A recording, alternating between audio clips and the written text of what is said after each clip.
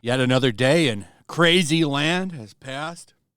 Been a lot of funny stuff going on over the past couple of weeks as Elon and the president take a chainsaw pretty much to everything in government spending.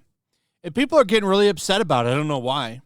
Like, we need to make these cuts so that we stop spending so much money so that our debt can reverse and we don't go completely bankrupt. Because you're going to end up having to pay more taxes. And I'm going to tell you, I don't like paying taxes. So if we can get rid of, I don't know, sending $5 million to countries for gender operas, I'm okay with that. But this is the end of the world for some people because they're politically driven. And in some ways, you could say that this is politically driven as well, like this article is saying, but to me, it's just common sense. It's just common sense to me. We don't need to spend money on nonsense.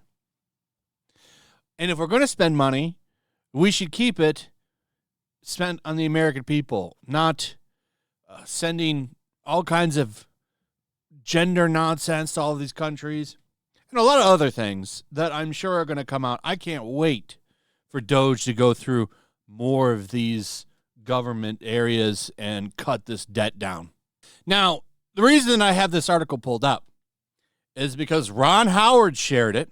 It's a Hollywood director trying to say that, oh, all these cuts, they're so obsessed with USAID. And this is funny. This article is attacking Musk and Doge over political ideology, but it's also pushing political ideology itself. So, Musk cost-cutting targets agencies disliked by conservatives, not major budget contributors. We need to go through everything, number one. Number two, nobody was talking about USAID until all of the corruption came out. Once we found out the kind of garbage they're spending our taxpayer money on, people all of a sudden started to target USAID and didn't like it anymore. That's probably why. It has nothing to do with any kind of ideology. Oh, conservatives never liked USAID. Actually, yeah, in a way, I never liked USAID. I don't like sending all of our money to foreign countries. I'm not a fan of it, especially when every time I go down to Detroit, it looks like a war zone in some neighborhoods. Maybe we should fix those neighborhoods up before we start rebuilding somebody else's. It's just a thought. And that's, people have been saying that for years. It'll never make sense to me. Why don't we save those people? But, this is the government that claims to care about black people while they let their neighborhoods sit in rubble and ruin. But they're okay with sending millions of dollars to, I forget the country, but some backwards country. Let's send them money to do a gender opera or whatever that shit was. Wild nonsense. But Ron Howard shares this.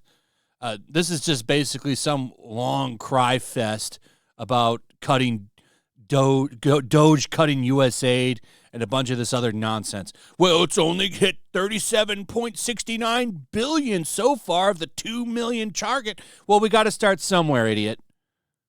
We got to start somewhere. By the time we're done gutting everything down, it'll probably exceed that $2 trillion target, to be honest.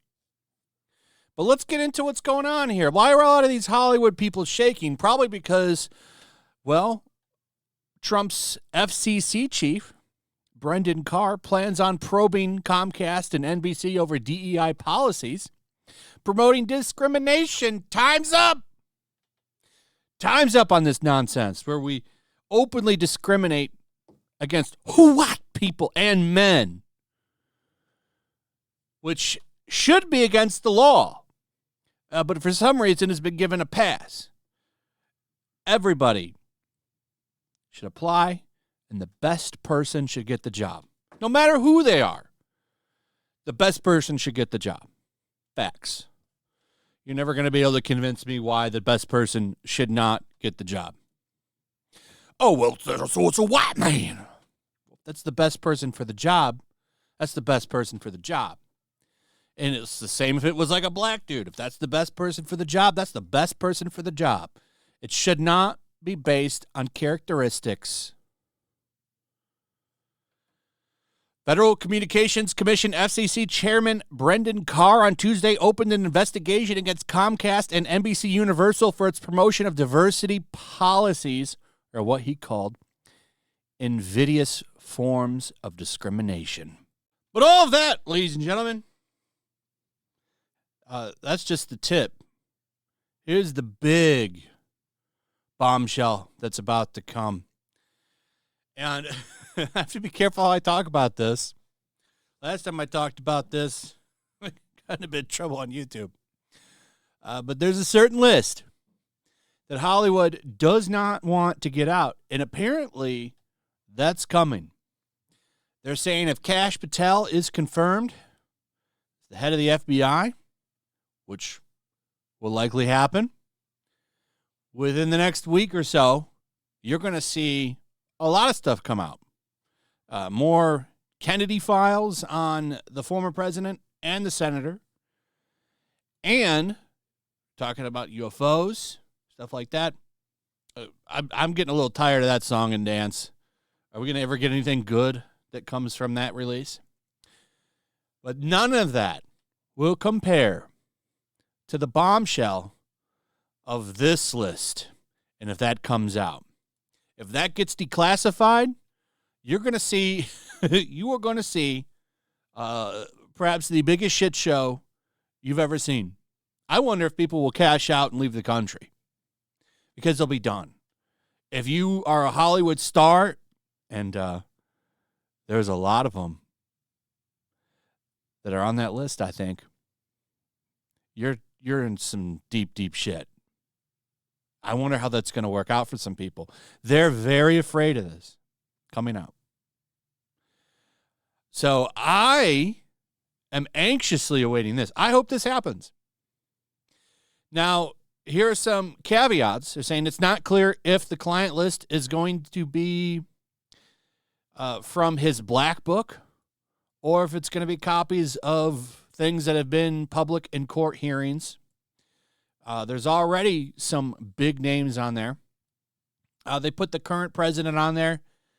There's no evidence that he's actually been to that island, but there is evidence for other people like Bill Gates, Bill Clinton, Prince Andrew, and more. A lot of rumors that people like, and I'm not saying he is, okay, so, but there's rumors that like Tom Hanks is on there. That's going to destroy his wholesome image if that's true. We'll find out. But I would love to see a copy of that black book. That's what I'd really like to see. And I think if it goes down, there's Glenn Beck was talking about it on a podcast. I mean, he's pretty tied into things, saying that it's coming. Man, if that drops, talk about a nuke.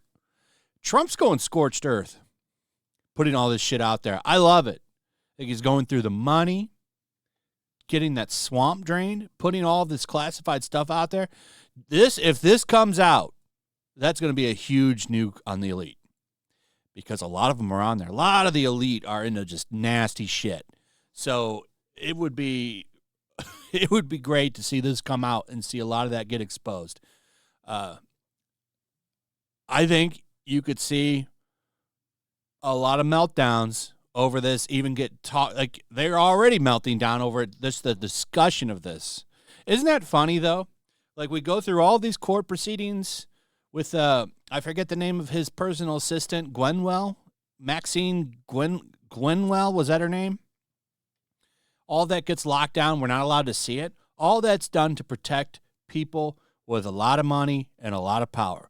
The people that the Democratic Party serves, basically. Like that George Soros guy, who probably isn't on that list.